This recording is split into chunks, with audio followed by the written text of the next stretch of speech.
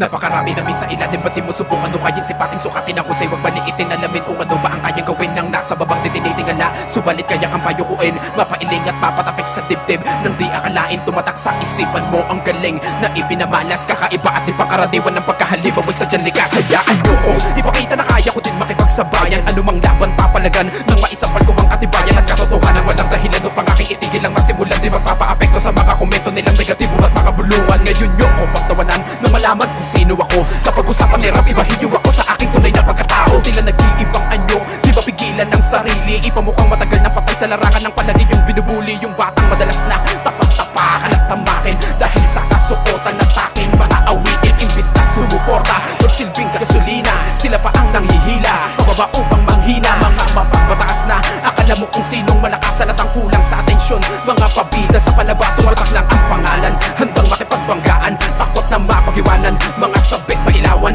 ano masakit ba? Hindi ba't yan naman ang totoo? Matagal na at hindi na bago ang galawan nyo. Kung dati nakaisa kayo, ngayon sa'kin hindi na.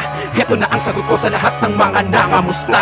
Daming dugo na uminit sa akin, ang di ko alam kung anong dahilan. Mga galit na galit habang sa kanila ay wala akong pakialam. Kesa patulan nagwalang kibo, di na para makipagbangayan. Sa halip na maubos ang oras sa kanila ay minabuti. Kayaan na lang mas piniling bigyan ng pansin ang mais marating nagpatuloy sa paglalakad. Kaya di ba kapag ka nagbabad, laging ginagalingan ng sagad. Para sa akin ang batuhin man ako ng masasakit na salita. Isa lang ang mahalaga para sa akin, mahal ko ang aking ginagawa. Bilang gati, sige sa pagkapante hanggang sa lamunin sila ng inggit. Ganyan mang iniis ng nakatahimik, kalmado partida pa nakapikit at sintado sa bawat kadakalabit. Kapag kabumuka na ang bibig, dito para sa ayaw padaig kung kaya't pasintabi sa makikinig. Kung ikaw ay isa sa natamaan, pasensya, hindi ko na yun kasalanan. Di ko balak na makipagtalo na sa'yo na kung gusto mo kong subukan. Subalit hindi na bali, sige sabihan nyo na kung takot tayo kung ugaliin ang ganyang ugali. Manapak nang sa ganun ay maabot. Anong masakit ba? Hindi ba't yan naman ang totoo? Matagal na at hindi na bago ang galawan nyo. Kung dati nakaisa kayo, ngayon sa'kin hindi na. Heto na ang sagot ko sa lahat ng mga nangamusta.